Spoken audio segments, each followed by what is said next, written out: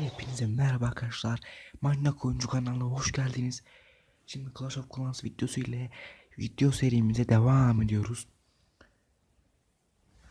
Arkadaşlar bu çar düşük olabilir. Arkadaşımdan aldım video çekmek için. Ordumu göstereceğim. 29 tane okçu, 14 tane dev, 15 tane balon, 3 tane duvar yıkıcı, 2 tane şifa büyüsü, bir tane öfke büyüsü, bir tane balpa kralımız var. Hemen saldırıya geçiyorum. Olabildiğince videoları kısa tutmaya çalışıyorum. Çünkü sizlere bunaltmayayım diye. Ben arayana kadar bir video durdurayım.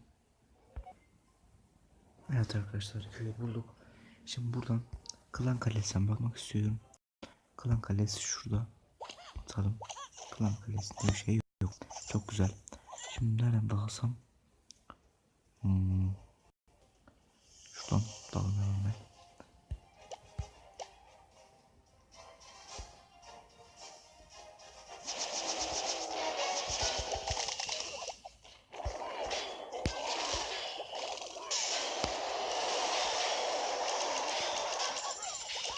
Etrafı temizliyoruz okçu.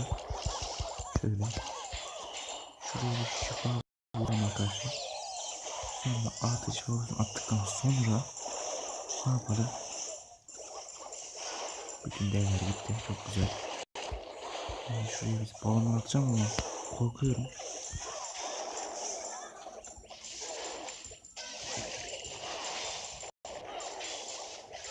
Arkadaşlar şimdi şuradan balonları şöyle diyorum.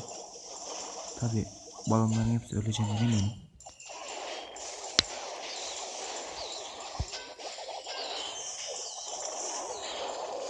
Kalabilir kadar balon kalsın arkadaşlar.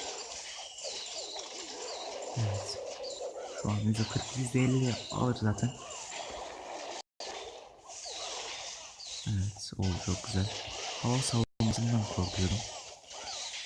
Evet. Hava savunması bitir zaten bu. Balonlarımızı. Evet, olmazsa bütün balonlarımızı aldı. Evet, %57. Okçular da şurayı bitirse. Evet arkadaşlar, savaş bitiriyoruz. Yani öyle savaş yaptık. Neyse. İşte ara ara böyle video çekeceğim. İzlediğiniz için teşekkür ederim. Abone olmayı unutmayın. Başka türlü videolar da gelecektir.